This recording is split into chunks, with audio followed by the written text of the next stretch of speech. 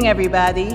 I'm Jan DeSilva. I'm the chair of the Community Preservation Committee of New Bedford, and we are an 8-person committee. There are 2 other committee members here, Jody Sievert, who's the vice chair, and Leona Fisher, who's one of the committee members. So we're all here to see your bright, happy faces as we talk about how to get money for next year. So, CPA, the Community Preservation Act was passed in 2000, and I'm taking away from Jessica's thunder here, was passed in 2000 as a way to help provide community-based funding for recreation, open space, historic preservation, and acquisition of land and affordable housing. So in New Bedford, we actually passed the law in 2014, and since 2016, we've been able to fund about 75 projects for over $12 million, and we're looking forward to the next round. So you're here today to get information on how to apply for the next round or reapply for the next round. We're happy to have you here, and I'm here actually to introduce Jessica, who is our Community Preservation Committee Program Manager, and Jessica will take you through the application and explain a little bit more about CPA and the CPC. So welcome, and if you have any questions, please save them to the end. We'll be happy to answer any questions that you have. So hi, everyone. Thank you so much for coming. Everyone can hear me. I project pretty well. So as Jan said, we've had CPA in our state for 24 years, and right now we are one of 96 communities that benefit from CPA. And fun fact, 70% of Massachusetts residents now live in a CPA community. And the reason that's important is because CPA does a lot in our community in the city of New Bedford. In the last 7 cycles, as Jan said, we've just given out just over about $12.2 million, and $12.5 million has been reported by these projects as additional funding that was leveraged and brought back into our community. One of the beautiful things about CPA is that can be used to match anything: state grants, federal grants, private grants. So bringing those leveraged funds back in means that we have about a dollar for dollar match so far, and we're pretty proud of that. So Jan introduced the 3 members that are in attendance tonight. Every community has to have a preservation committee. Ours is made up of 9 members. We have 1 vacancy, hence the 8 number, Jan said. 5 of them are the boards and commissions that you see here, and 4 are members that are appointed by the mayor and approved by city council.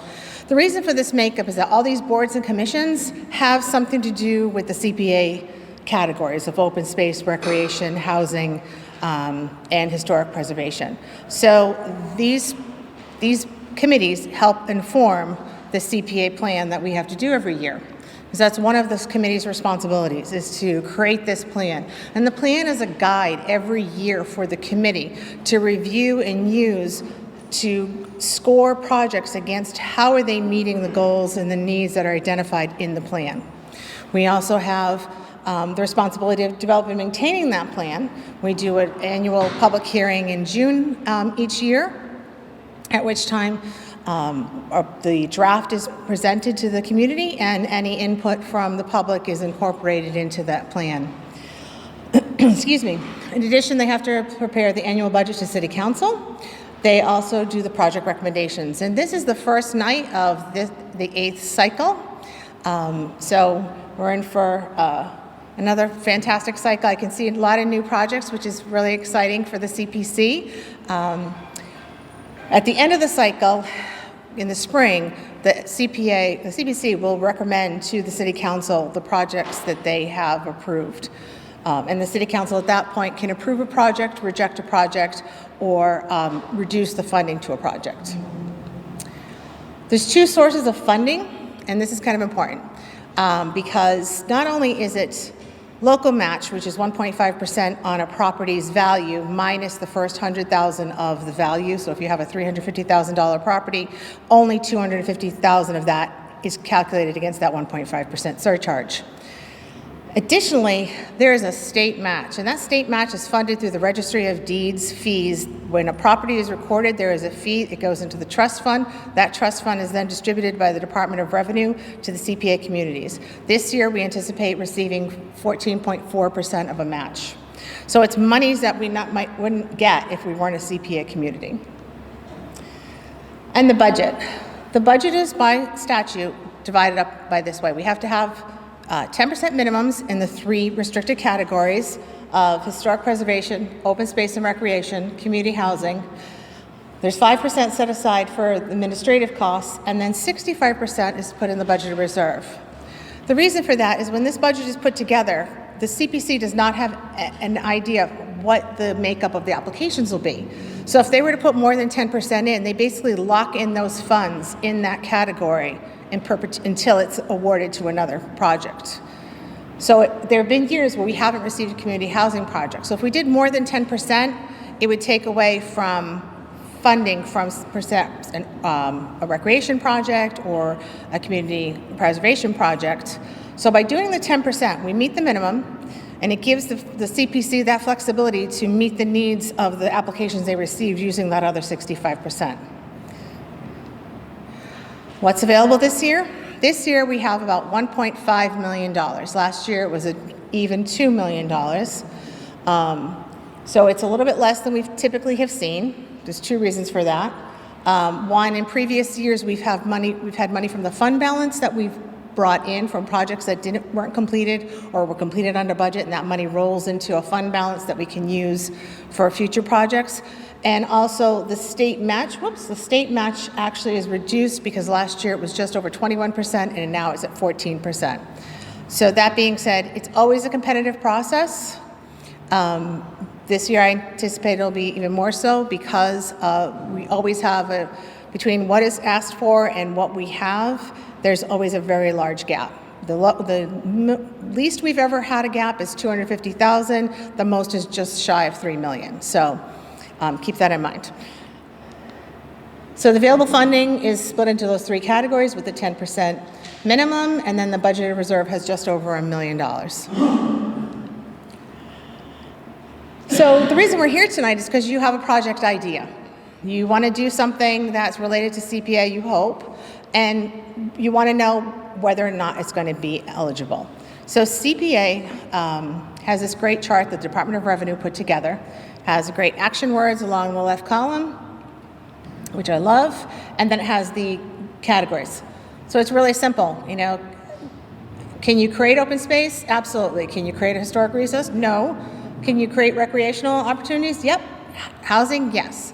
So this is a great way for you to think about your project and determine whether or not it's eligible. And if you have any questions, you can call me because I'm always happy to talk through a project. Sometimes your project is just on the edge of eligibility, and if you add another scope or you change your scope a little bit, then it's CPA eligible. This is the chart that we use in step 1 when we review the eligibility determination forms. So when we do that eligibility, we're looking at this to say, is it eligible? And if we have to dive deeper into it and refer to past projects, both here or across the Commonwealth, we do that as well. Just wanted to look quickly at what is the definition of these categories. So in open space, you have a variety of different ways that open space is defined. Of course, in New Bedford, because we are a city, we don't have a lot of open space. We've only done one open space project that was in FY18, and that was the Acushnet Sawmill project. It was an acquisition of land that's adjacent to the sawmill by the Buzzards Bay Coalition, and that now has a conservation restriction, so it is protected in perpetuity. Recreation is outdoor only, passive and active recreation. You can see some examples here. What you cannot use it for is maintenance, capital expenditures, dog and horse racing, artificial turf, stadiums or gyms, only capital improvements. This is probably our second most applied for category. We not only have done projects for Parks and Rec across every single ward, every single major park, Brookline, Buttonwood, Hazelwood, Riverside, Roberto Clemente. We've also done playgrounds at the Boys and Girls Club, the Sergeant Carney Academy, which had their ribbon cutting last week, and the Sergeant Sean Gannon Playground up at the Campbell School. We've done basketball courts, planning for the skate park. We've done the Bowling Green. So it's been a wide variety. But we've also done things that are not so much active and allow both active and passive uses of recreational spaces. Historic resource should come as no surprise. This is the #1 category that we fund in our community. Because we are such a historic community, we have a lot of nonprofits and other organizations that reside in these beautiful buildings, and they are stewards of these buildings. So sometimes they need assistance because funding for capital improvements doesn't really exist out there. CPA was created to help fill that gap. Because across the Commonwealth, many nonprofits and other organizations live or reside in these beautiful old buildings all across the state, and there really isn't funding, or the funding is so limited that's really difficult to get. And a lot of the times, they may have a mission that has nothing to do with the condition of their building, yet they do need to maintain their building to keep a roof over the heads of those that work within. So here in New Bedford, we have a lot of historic resources. But the most important thing is how we define it is a building, structure, vessel, real property, document, or artifact. We are the only municipality that has funded the state vessel, the Ernestina. We have done a variety of different projects because we have such an eclectic collection. All this art around you and throughout this library is owned by the city and the residents of New Bedford. The art curator, Allie Copeland, has come to the CPC over the last few years for work with restoring things like the George Washington piece. George was really yellow and kind of jaundiced a couple of years ago, but with the restoration and preservation, he is now hanging proudly back in this room. So we've done things like that, but we've also done buildings, lots of buildings. But the main thing you need to think about if you're doing a historic resource project is that it either needs to be on the State Register of Historic Places, whoops, and that's what happened, there we go. The State Register of Historic Places, or determined by the local historical commission to be significant. If you have not had that determination in the past, I'd see a couple of projects that have been before us before and know that they have received that determination or are on the list. If you do not have this, then you need to contact Ann Laura at this email address, describe to her what your project is. Tomorrow is preferable, because you do not need this determination for your September 27th eligibility determination submission. You will need this on November 15th when you submit your final application. And the Historical Commission meets the first Monday of the month, so we have the October agenda and the November agenda. So please, if you're thinking about this, I can talk to you about it later or tomorrow, but please reach out to Ann and say this is what you're considering doing so that you can start that process with the Historical Commission. And then community housing and how it is defined. Again, we have done community housing projects across the city. We also have done projects that can fall into two categories. They can be community housing and they can be historic preservation. And we have a number of those. The only community housing that's only community housing is the Temple Landing 2 project, which hopefully will be breaking ground next spring. But we've done projects like the Holy Family Apartments, Capitol Theater. 117 Union has that portion that is the old Moby Dick building. So it does have some historic pres, even though we funded it through affordable housing. So when you look at the combined categories of affordable housing or community housing and historic preservation, the projects that qualify under both, the CPC has awarded just over $2.2 million, or about 23% of the overall awards over the last 7 years. We have seen, as the rest of the community has seen, the pressure of finding affordable housing, creating affordable housing. The very first year we didn't receive an affordable housing project in FY18. And every year we seem to be getting one or two more, which is fantastic, but it takes time to develop these projects. And so we're seeing that pace picking up, which is fantastic for our community. Something you all need to be aware of is that CPA funding comes with restrictions, potentially. If you already have a building that has a preservation restriction on it, you're good. If you're acquiring the property with CPA funding, a restriction will need to be put into place, be it a land like the Cushing Sawmill or a building that you're acquiring so that you can rehabilitate it into maybe affordable housing or such.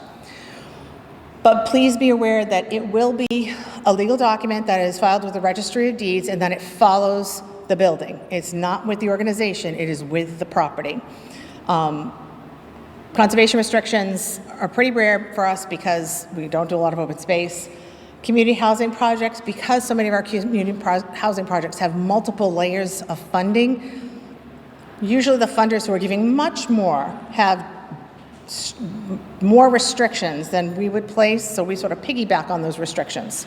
But when it comes to historic preservation projects, if it's an acquisition and if it's a historically significant property, it will probably be requested by the Historical Commission to have a perpetual restriction placed on it, which means it'll be in perpetuity.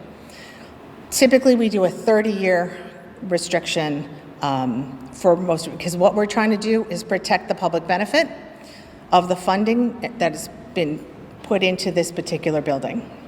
But that will be something that your organization needs to be aware of, that it will be a funding condition, needs to approve, and needs to know that you will have to enter into that or it'll be a violation of your grant agreement. So you need to be comfortable with that and know it up front. The CPA plan. So the plan is kind of thin. It's a downloadable document, and we highly recommend you read through it, even if you skim it. There is information in here about what the CPC is looking for, how we're going to score it, what makes your project attractive, what goals, needs, priorities we have in the community. And all these goals, needs, and priorities are coming from other planning documents from all of those other committees that you saw earlier. So it really informs what you need to, how you need to address whatever needs you're trying to fill, and how you need to present that to the committee in your application. Because it's a little lengthy process, we do have a two-step application. The first is the eligibility determination form, which is going to be due on the end of September. And then the second is the project application. The reason that the CPC back in 2016 decided they were going to do a two-step application process is because while we tried to make a very transparent, easy process for organizations of all sizes and makeups, you know, from the volunteer organizations to those with professional staff, they didn't want people to go into an application and then get to the end and realize they were eligible and they put all that effort in. So the eligibility determination allows the CPC to say, great project idea, but it's programming money and we can't do that. Or great idea, it's eligible under community housing. And then you get to the next step. Only those projects that complete an eligibility determination form and are reviewed will be able to submit an application. If you download the application and make it a fillable form and send it to me and haven't completed step one, it will not be reviewed. If you're thinking you might kind of want to apply and you might want to ask for money this year, fill out the eligibility determination. Because if you decide, when I say the committee's reviewed and they have determined your project is eligible, here's the application, you go, you know, we're just going to wait another year. No harm, no foul. The committee does not hold that against you, but it's kind of, if you don't play, you don't win. If you don't put one in, you can't apply. So please apply with the eligibility determination. And here's the process. The reason this is important is that your timeline, if your project is going to kick off in November and be done in March of 2025, this is not the grant for you. If you're starting your project in January and it's going to be a 2-year process and you think, you know, by next summer you'll be in phase 2 and you're going to apply for phase 2 funding, absolutely. So because we start now, the eligibility determination is due in September. We'll let you know by October 4th. The project application will be due on the 15th. You'll do a presentation if you so choose. We invite everybody to do that. And then the City Council gets their recommendations. It goes from the City Council, is referred to Finance. Finance invites the Chair, Jan, and myself to attend, answer questions. They vote on each project. They send it back out to City Council. And then they vote on the final package. Typically, that's been happening around May. So by June, the award letters are issued and the grant agreements are executed. The funds are available after July 1. So that's our timeline. So when you're applying, just make sure your timeline meshes with that. And the grant agreement will run through June 30th of 2026. Because it will start July 1st, 2025, and run all the way through to next year. So a couple of things. So the submission date on the 15th. Due to COVID, we started to do a names in a hat, pull it out, assign times, because we couldn't have more than one person at a time coming in. And we found it worked so well that we've continued that. So I typically start the application drop-offs about 8:30 in the morning, and they run until 11:45 is the last appointment. It works well. I know everyone's going, but I like to do things last minute. Well, the prize that you win for coming in at 8:30 in the morning is that there are 3 nights in January where we do public presentations via Zoom that you get to choose what day and what time you want. So you get first choice. So that's the bonus of having to come at 8:30 in the morning on the 15th of November.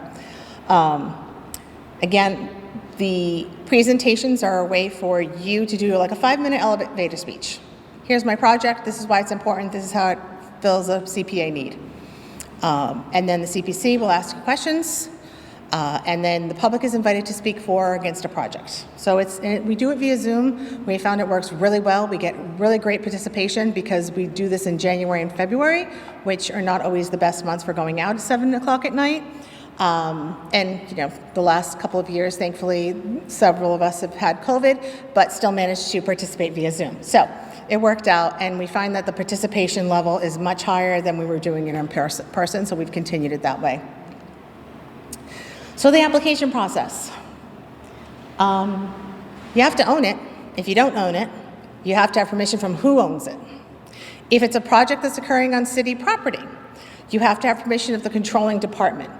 School department, DFFM, DPI, Parks Department. You have to have their consent, and they must be the lead applicant.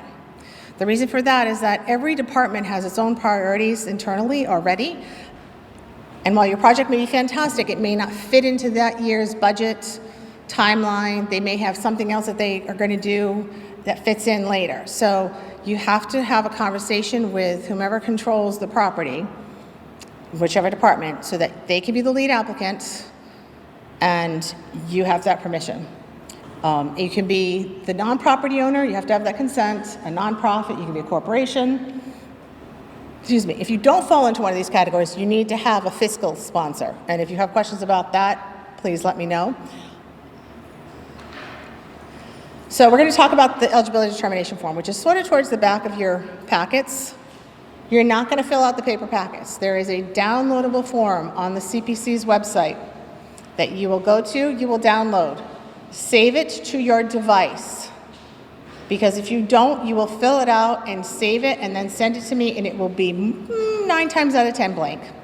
I don't know why. I have tried fixing it, but the best solution is you download it, save it by a different name, fill it out, save it again, send it to me, it works. I do not know why. It's the joys of technology, but please do it that way. So let's talk about a few things on the eligibility determination form. It's really not hard. It is literally 1 page of paper, both sides. That's it. And it's just to capture the essence of your project. We need to know, do you have that ability to receive funds? Do you have that site control? If you're doing on city property, are you the lead? Have you started your determination of historic significance if you haven't already? You and your organization understand your property, you may have property restrictions, and word count maximum. Please no 8-point font. I anticipate that this year, every year I kind of think how many numbers we're going to have. My best guess is that the CPC will be reviewing anywhere from 24 to 30 applications this year. So please be kind to their eyes, be concise, but don't be tiny font, please. Because it'll keep letting you type and then the font gets smaller and smaller. So please, if you find yourself doing that, take out some words, please. And as you can see in this big yellow box, it is due on Friday by noon, no exceptions. And it is emailed to me, to the CPA at newbedford-ma.gov. All in here, all in the instructions. So fill out this information, project title. It does not need to be fancy. It does not need to be fancy. It can be James Arnold Mansion roof, Roadstone's Duff House roof, Holy Family Apartments, Boys and Girls Club Playground, very simple. It does not need to be fancy. But it could say your organization name and what you're going to do. That's fine. Sergeant Sean Gannon Playground does not need to be fancy.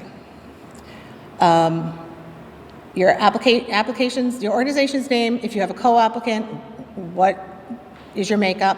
Contact person, I do need one contact person for every organization, that there's a liaison between myself as a CPC representative and that person as the organizational representative.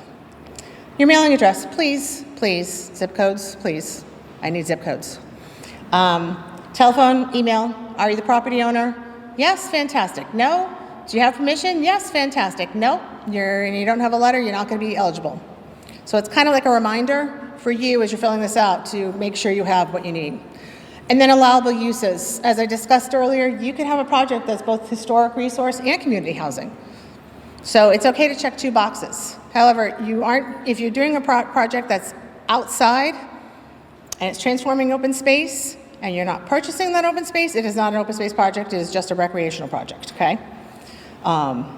Open space is really, truly, mostly acquisition of open space. And then the back page. Project estimate, and then estimated amount that you're going to request. I get this question a lot. What budget do you want? Do you want the phase of the budget that you're asking for? Like it's phase 1 and it's going to be a $500,000 project, we're going to ask for $100,000. You could do that. If you're asking for it's a $1 million project, but you're only asking for $100,000. Either way, doesn't matter. Just be consistent with what you're asking for and how you're identifying it and the information that you're providing. So if you're saying you're doing the whole project budget, then make sure when you go to your application, you're giving me the whole project budget. But if you're only doing a portion, like a phase of it, then just the phase portion of the budget is fine. This is literally the only thing you can change after your eligibility determination is made, because you may go into it thinking, I think this is going to be at about $150,000, and then you start getting your quotes that you need for your application, and you realize it's going to be $350,000, and you need to ask for a little bit more. These numbers can change in your application. What cannot change is your project description. This is another reminder about the historic significance, about whether or not you've done that homework. And then project description. Again, it's a 500-word count, please, no small font. This is where you're telling us your scope, how it applies to a CPA category, how it meets a need, a goal, or a priority that's outlined in the application. And I'm going to use the Boys and Girls Club because Rob is not here and I can do that. Boys and Girls Club wishes to purchase and install a playground for ages 2 through 12 that will provide access to club members as well as the general public during non-program hours. It fills a need by, there's a lot of words in here. Project expands the range of recreational opportunities available to residents of all ages and abilities. It's a goal and it's a criteria-specific thing. So that's what I'm saying when you go through, read through, because you will have these things and you can look at them and say, that's exactly my project. And then you provide it there. We do not need to know when your program was established, who's on your board, who supports it, where you've gotten the money from. It's literally just the scope and how it relates. That's it. Because what trips people up is that they start giving us more than they need to, and then the font gets really small. So just those things, just bullet points. And then you submit them to the CPC, we review them, we give you the application. Now this, like I said, this is a fillable PDF. You'll get an email by the 4th of October that says, congratulations, your project is eligible. Or you may get an email saying, I'm so sorry, your project is not eligible because of X. If you have any question, you're worried that your project might not be eligible, my business card is there. You can call me, you can email me, we can talk about it. There's plenty of time. And we can talk through your project and what your idea is. So if you're starting to do this, what you now need to look at what the application needs, because you're going to need to start, if you haven't already, getting your vendor quotes or getting other information that you'll need to put together for your application, because you think you have a lot of time, but 6 weeks goes by real fast. So let's talk about this application. So complete, detailed, clear, concise narratives with character count. There is a character count on, again, please no tiny font. Whether your proposed project meets a goal set forth in the plan. If you have multiple projects, we have some organizations that are juggling multiple projects and we ask them to prioritize. The Department of Parks and Recs typically sends us 3 to 5 applications a year. We ask them to please prioritize because, again, we have 1.5 and change, and I think we'll probably have upwards of 2.5 to 3 million in asks this year. So we need to know what's your priority. When you're coming in on the 15th, you're going to bring me a flash drive with all the application materials and then 12 paper, 3-hole punch copies, double-sided of the application only. Not any of the supporting materials, only the application. And those go to the CPC, myself, and some others internally for our review. We used to do it so everyone brought paper in, and then we were killing way too many trees, and we said, we're not going to do that anymore. So now it's more manageable for you, less expensive, and provides the CPC with what they need to do their review. Yes, ma'am. So when you say one digital copy of flash drive with all application materials, you want quotes, you want that the information that's Yes. not in the 12 double-sided. Yep. All the other information should be in the flash drive. Correct, and we're going to go over that in the next page. So you're going to go through your title. Again, no fancy. Please put the word. Please put the word. That'd be so helpful to me. What you think your category or categories are, your estimated start date, estimated completion date, and then a 1-sentence description. New playground at Boys and Girls Club. Plain, simple. Your application, your organization's name, if you have a co-applicant, all that information. Again, zip codes, contact person, and then funding requests. This is what could change. This can go up or down. And I've seen both because there's times when you go, oh, it actually is not going to be that expensive. Fantastic. And they reduce their ask. Please note that your request here needs to match line 1 on page 8, and I'll point that out again because sometimes I've had this number be a different number than the other number, and so I have to call or email you and say, can you please clarify? So please be sure to note that. And then whomever is authorized to sign will sign this application, and we'll get to that in a minute. And as Jody was pointing out, the flash drive. We have created this, not really, kind of like not a template, but like organizational method, so that it allows the CPC members to know that in the application folder should be any of these items. In the financial folder should be the quotes or a cost estimate. Ownership information should be in there. Because again, they're going to be reviewing, last year they had 22 applications that they reviewed. I think the most we've ever reviewed in 1 year was 27. It's a lot of applications, so in order to keep this orderly so that they know exactly what, and they're not spending time looking for that information in your application, we ask you to organize your folders on your flash drive and save this information if it's applicable. Not everything will be applicable to you, but the items that are applicable, please put those in those folders because they get a flash drive with everybody's digital information in addition to a paper copy of all the applications. So that when they're reviewing, they can take notes on the paper copy, write down their questions, whatever it is, and then they can refer back to your digital information. So I'm going to talk about what is necessary in the application. So your narrative is going to be about the general description of your project, how that community need or benefit, and it's really, some of it is here. You know, is it going to be to create recreational opportunity for children of all ages and abilities, like the Sergeant Carney Playground is now handicap accessible. So is it that? Is it something like restoring George Washington so that he can hang in perpetuity and the public art is available to everyone of all ages who wants to come in because it's a free library? You know, so it doesn't need to be fancy, and you just tie it back into here. What your goals or objectives are, same thing.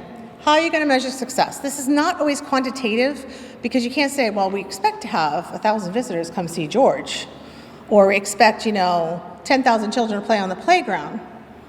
It's not always. Sometimes it'll be that you're filling a need in the community by providing this new recreational facility. And that's measuring success. that you're creating this new opportunity for children who don't have in their neighborhood, because not everybody has cars and can go to Pope's Island to Noah's Place, which is a fantastic playground, or Bottonwood, which has a great playground. Now they can go to Kearney. So having those, that is really a measure of success. You're opening up opportunities for others. If you have numbers, clicks, if you're doing something that's a digitization, that you're archiving something, that you're protecting it, you're preserving it and conserving it, and you're going to digitize it as well, then yeah, you can say we anticipate that we're going to get X number of clicks on our website, visit this thing. So, community support. Community support is vital. The reason it is vital is because while we address the issues, and we've had very many public hearings and meetings that go into putting all this information together from all the committees and commissions, it's also, is it something that's important to the community right now in this moment? So letters of support with your application are fantastic. Also, letters of support, oh, that was fancy. Letters of support from individuals after you submit your application is also allowed. We will accept letters, emails of support all the way through January 29th, right before the CPC begins their deliberations. They are also able to speak at your public presentation after you present. So there's numerous ways, but not everybody's comfortable being on Zoom. Not everybody wants to be on TV like me. And so giving them the opportunity to send in a letter or an email, they can still show their support, but they don't have to be on TV. So we try to make sure that everybody has a way to have their voices heard. But having it with your application is fantastic. And here you would really just list who, where is it? There, it's community support. Who's already provided you letters. If you're working with a partner, or if you, neighborhood organization, whatever, it's all in there. And then critical need. What is the need for your organization to do this project? Is it urgent? Is it the roof needs to be done? Or is it filling a need that, this is a long-term need that in the community? So you just have to answer those questions, how it applies to your project. Project management is really about capacity, your organization's capacity to execute this project. Because at the heart of it all, these funds are public dollars. They are the taxpayers' money, and the CPC takes very seriously their fiduciary duty to execute projects that will be well-funded, well-spent, well-maintained, and provide a public benefit. So they need to know that you can do it. And if you can't do it, are you bringing in others to help you do it? Are you bringing in a consultant, or like a historic preservation, because most people aren't familiar with historic preservation and the U.S. Secretary of Interior standards. And that's okay. But do you know who to talk to in order to get that support so that you're doing your project accurate and the Historical Commission doesn't go, yeah, you can't do that. So, and if you have a project that you're thinking about that you have ADA requirements, our Community Services Department here is fantastic, and they're happy to help, happy to talk to anybody about a project. But the project management is really about who you are, how feasible is it, and what kind of long-term maintenance. Because again, they don't want to build something or give you money for something and then it doesn't get maintained. Because the last thing we want to see is that a project gets completed and it falls into disrepair in 5 or 10 years. So you need to have that shown, either that you're going to add it to your operating budget, that you're going to do X, Y, and Z, whatever it is you're going to do. And then this page is for category-specific projects: historic, accessibility, or community housing. So if you don't have one of those three, you don't need to fill out that page, or you only have to fill out one section. And then financials. Here is the project financial. And here we want to know, who have you asked for money? Have you gotten it? Who haven't you received it from? Who are you going to ask? What happens if you don't get all the money you're asking for? Will your project still be able to proceed? Will you have to change the phases? Will you have to delay start of it?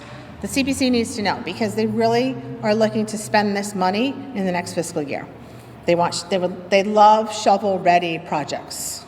Not necessarily always construction, but projects that are ready to go as soon as they have approval, or already in motion and they're just looking for that last piece of the puzzle in order to complete their project. So that's important. Additionally, it also asks, are you going to come back more than once? And that's okay. We are not Boston. We do not get tens of millions of dollars a year, though that would be lovely. We do not get that. So our projects come in and they're phase 1, phase 2, phase 3. First Baptist Church being renovated and turned into Steeple Playhouse. Gallery X has done their exterior. Capitol Theater, Strand, Island Park, the Verdian Vets, phases. A lot of the organizations that we help are small nonprofits, volunteer run, and that this is their side gig. Like they're volunteering and basically working on the job. So they're not going to take on a massive project and get it all done at once. They're going to phase it. So it's perfectly okay that if you come in and you say, yes, we're probably going to come back in FY26 for phase 2 or phase 3, that is absolutely fine. And if the city council has questions about that, I can remind them that we don't have $10 million a year. So when we're talking about page 1, that line that must match the request on the first page, right here. It needs to be right in there. Whatever that number on the first page was needs to total up here, same number. If you've received CPA funding in the past for this particular project, you want to record it because you're doing the overall project budget, it just goes on a different line. And then here is where you give a little bit more detail about who you've requested money from, where does it stand, when do you think you're going to have an answer, because if you say, we requested from XYZ Foundation, and we'll hear in November, you will probably have a question in January to say, did you get that grant? Because they want to know, and if you didn't, how are you going to fill that gap? Is that going to impact you being able to move forward? So the thing you need to talk about, remember, is 2 detailed quotes or a cost estimate. That matching and leveraging funds is really key. CPA, the reason it's allowed to be matched to ever is because they wanted to have some kind of funding source that could match to any kind of funding an organization could receive. And because it brings money back into our community that might otherwise not get here from the state and federal level. If you have some secured funding, great. An award letter from a granting organization, fantastic. Put it on the flash drive under financials. And no supplanting. If you can't use it for reimbursement, it's more of an internal thing, but we always like to mention that. And then construction budget. If you have a construction budget, you do not need to fill this out. Just give us a digital copy of your construction budget. Any renderings, engineering plans, design plans, bid plans, anything like that, that can go on your flash drive. You do not need to fill this out. If you don't have a construction budget, you can fill it out. And then lastly, I'm going to go over this because it inevitably trips people up. All non-municipal applicants have to have this. So if you are partnering with, say, Parks and Rec, Groundwork South Coast is one example. They partner with Parks and Rec. They have to complete this. Parks and Rec obviously doesn't. And what it would be, I'm going to use Rob again. Board of Directors of the Boys and Girls Club of Greater New Bedford on September 5th, 2024, voted that Rob Mendes, the Executive Director of the corporation, yada yada. Who signs here is whomever in the bylaws of your organization is authorized to sign and enter into contracts. Or you're attesting that he or whoever you name can enter into contracts on behalf of your organization. So it could be your president, it could be your clerk, whatever your bylaw says. And then this section is completed by whomever is named here. And this person signs the application. So if you have questions about that, let me know. But it does trip a few people up. Very quickly, we're not going to get into depth on this, procurement, because prevailing wage laws and procurement apply to projects that are done on state, city, state, federal property. If you are partnering, which you have to, with a department, they're going to take care of this for you, but do understand that if you're getting quotes and you're not taking into account prevailing wage, your costs will be a little bit higher. But since you're working with that department to figure out the numbers, they are more experienced and will be able to provide you with a more accurate number. And then the review. The review starts in December. with the CPC receiving their binders with their flash drives, and they start looking at them in order to score them with the rubric that we have. How does it have a public benefit? How does it align with the plan? Is it a good use of those public resources? What's the benefit to our community? They start looking at them. Is it complete? How many criteria does it meet for primary and secondary? How many of those goals and categories does it meet? What kind of capacity do they have? What kind of other funding do they have? Are they shovel ready? What kind of history do they have with CPA funding? Those are all questions that they ask when they're reviewing and they're looking at the information. And then come January, we do that public presentation. It's really, and throughout the entire process, I'm in communication on behalf of the CPC with the applicants to let them know, here's what's going to happen next, here's what to expect. I provide you with a cover slide for the PowerPoint with the parameters of how you create, how many slides you can have. So you don't, all of that is provided for you as you move through the process. You don't have to do a public presentation. We've had organizations who do not present, and that's absolutely fine. But we have, most organizations choose to present because it's an opportunity for them to answer any questions that the CPC might have, and also to allow their supporters to speak in favor of their project. These criteria are in here so that you can review them. But really, it's how CPA will, in your project, will impact other populations. Is it a catalyst for transformative change? What needs is it addressing? And then, are you leveraging money? Are you meeting more goals than just one? Do you have a capacity to serve an underserved population? Community support, endorsement letters. All of those things are part of what the CPC is thinking and looking at and reviewing your application on. And then when they get together, we have the 3 nights of public presentations. The first night after that, they talk about the projects and kind of discuss and go back and forth. If there's any lingering questions, sometimes they instruct me to reach out to ask for additional information. The second meeting, they then will sit down and say, okay, we're going to give X amount to this project under this category, this much under this category. These are the funding conditions for each of the projects. And then the third night is when they've gone and slept on it, and then they come back, they review them, and they vote on each one. And then so there's 3 different, they can either recommend for funding, accept for future consideration, or not recommend for funding. We've never accepted for future consideration because we never have money left over, unfortunately. Not recommended for funding, if you're not recommended, we will tell you why. FY20 was the year of the roofs.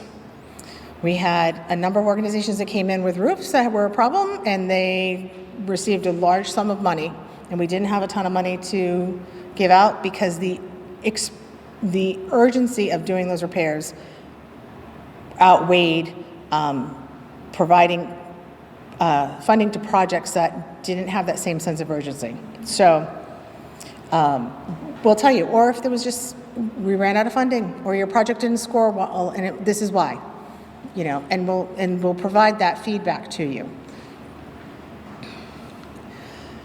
Once the CPC votes, we do the funding conditions. You'll get an email to your project contact that says, congratulations, the CPC has voted to approve X amount to your organization. Here are the funding conditions. You'll need a 30-year preservation restriction.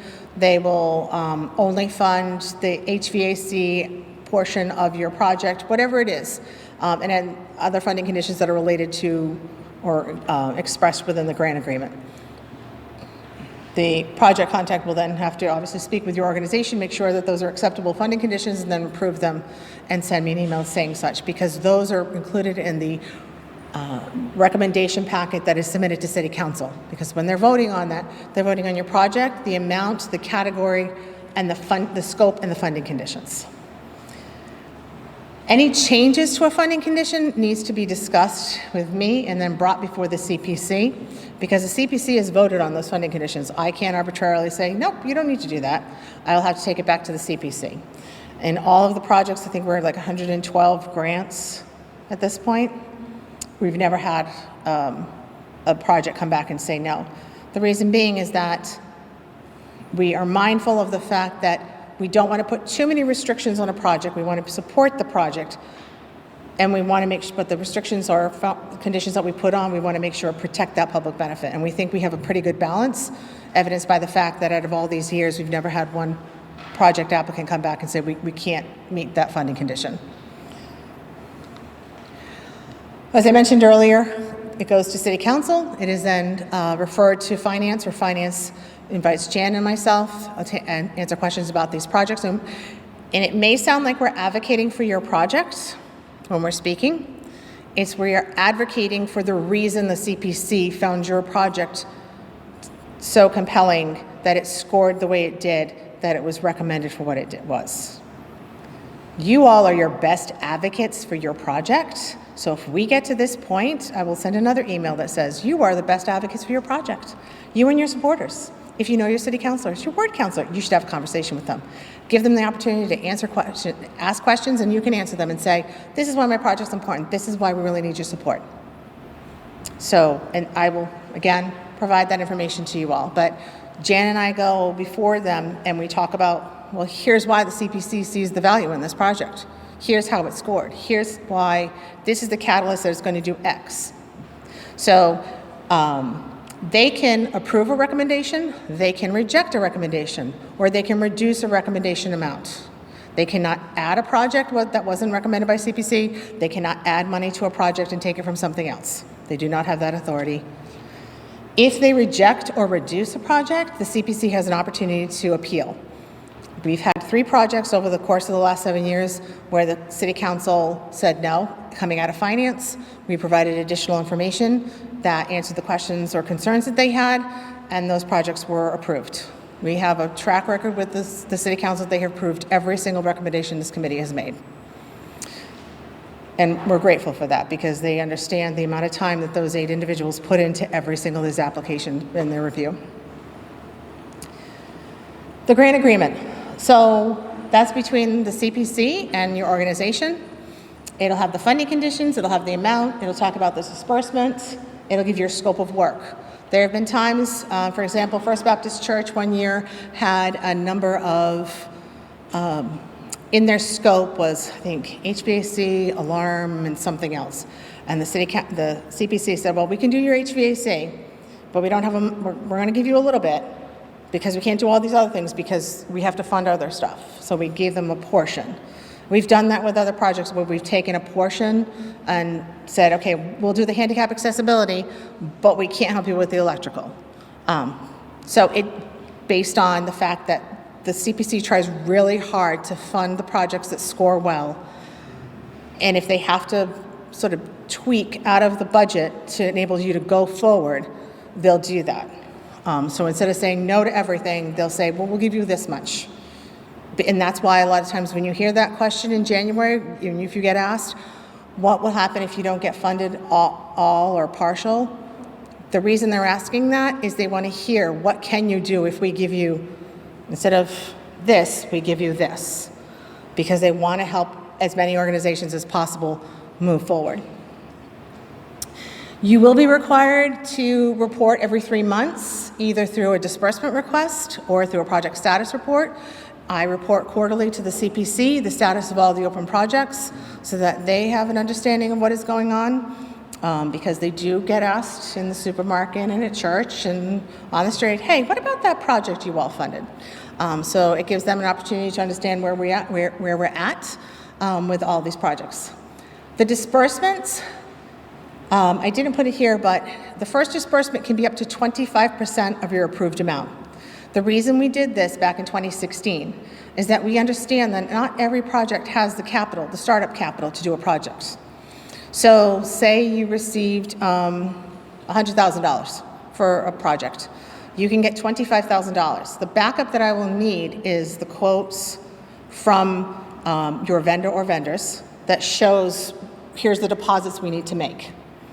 And then your second disbursement, I need proof of payment that you paid out that $25,000. Here's the canceled checks or the wire transfers for all this amount. Plus your second disbursement, say you wanted another $25 because you've paid more than we just pay. So we knew that there were smaller organizations who were going to be coming apply. So we wanted to have that flexibility to allow them to have their deposit money to start these projects, because, cart before horse. The vendors want the deposits. They don't have the deposits. We have the money. So we solved that by saying you can have a 25% disbursement. At the end, we sometimes hold that 10% until we do a site visit or completion of the project. And for those of you who are coming in for phases, it's not the entire project. If we are doing one portion and say it's the HVAC's done, but we're walking in, it's like studs on the walls, it's okay. The HVAC is done, you get that 10%. It's not when you've got your certificate of occupancy. So, it allows you to move the project forward, pay for the project, and get that final 10%. And then lastly, though we've never had to do this, and I hope we never have to, we've never had to recapture funding because a project was done outside of the scope or there was some deviation from the grant agreement's terms. And the acknowledgement. This is really the last thing I want to talk about. The reason that we ask for the acknowledgement is twofold. This is citizens' money. The CPA is the citizens of New Bedford. They need to see the good work that their 1.5% surcharge is doing in the community so they can understand the impact and the public benefit. But also to those that might say, I really want my $45 a year. What your $45 has bought is another $12.5 million coming into this community. And here's what it's done. Here are the playgrounds that it's done. Here are the parks projects that it's done. Here's historic resources that is preserved that we would not otherwise have if we didn't have CPA funding. So we ask that you acknowledge it. I would say, I'm going to point out Paul and the James Arnold Mansion. They did some plans and design work, and on the design plans it says that these plans were funded with the Community Preservation Act funding. Paul and the board of the JMI and the vendors that they have are probably the only people who ever see them, but that acknowledgement of the funding matters. I have these fancy signs that I can loan out. If you're doing construction, we always love to have them out because people walk by and go, oh, look at that. That's CPA money. If you're going to do a building plaque, we would love to have, doesn't need to be with that, but if you're listing everybody else, City of New Bedford Community Preservation Act.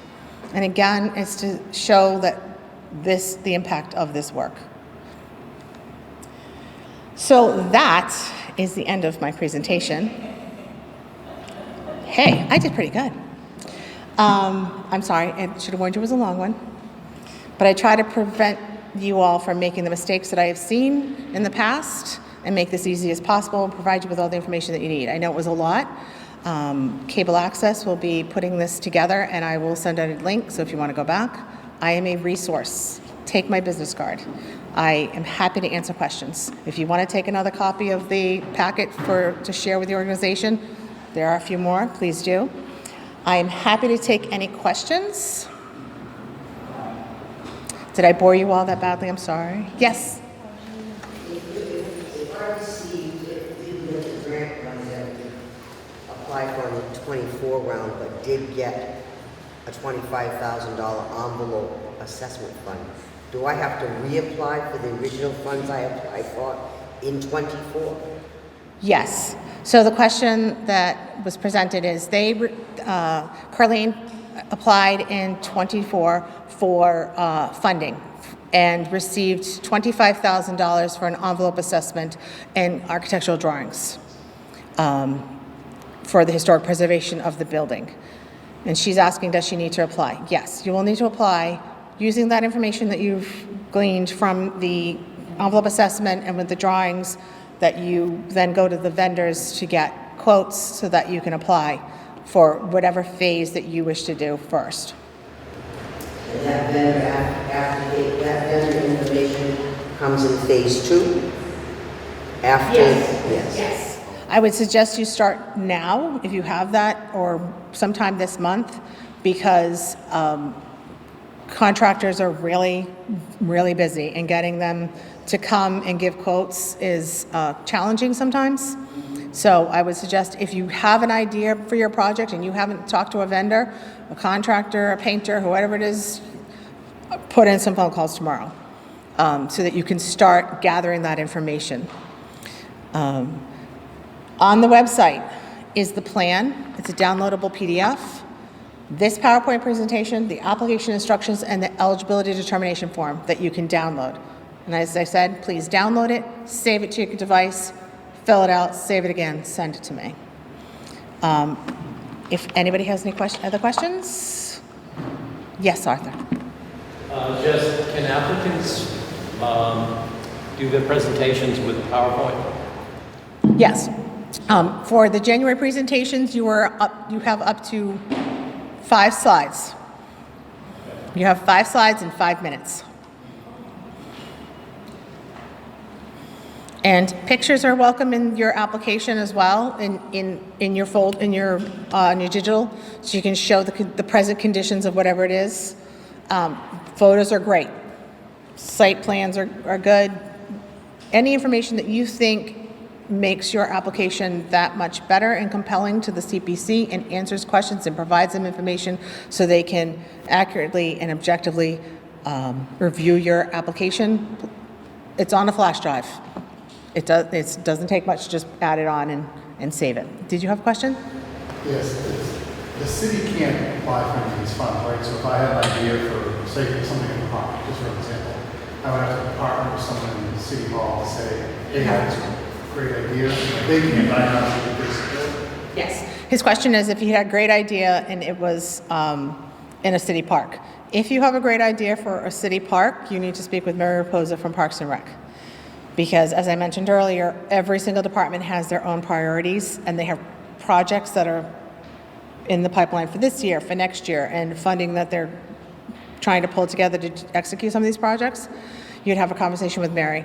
It could be that it's something that's not in conflict with her timeline and wouldn't be a drain on the resources of the department, but that's something I can't answer, and she would have to, and she would be the lead, and then your organization would be the co-applicant.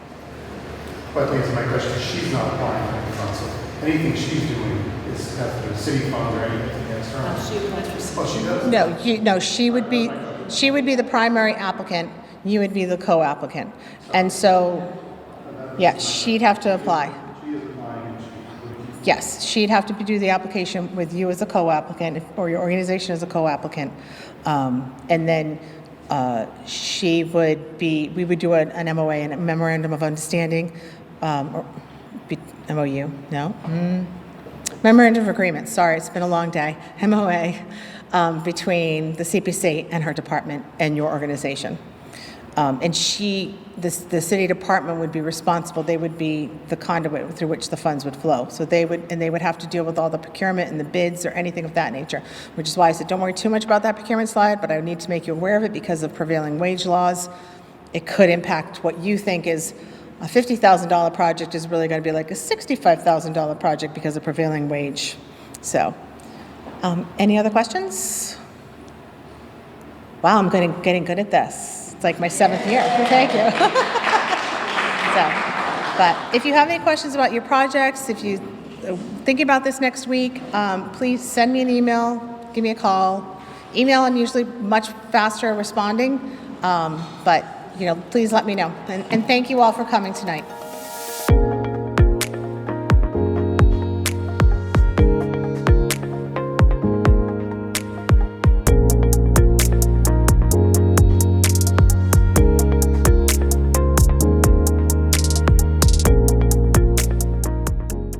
Did you know that you can watch any of New Bedford Cable Network shows anytime, anywhere on all of your mobile devices?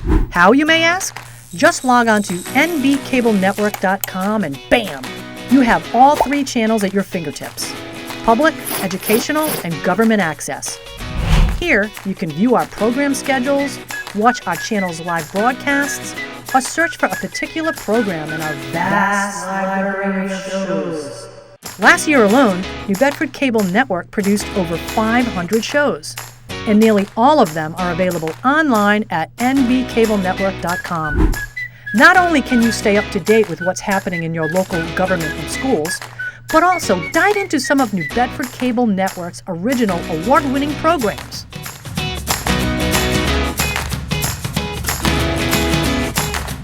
So check us out at nbcablenetwork.com.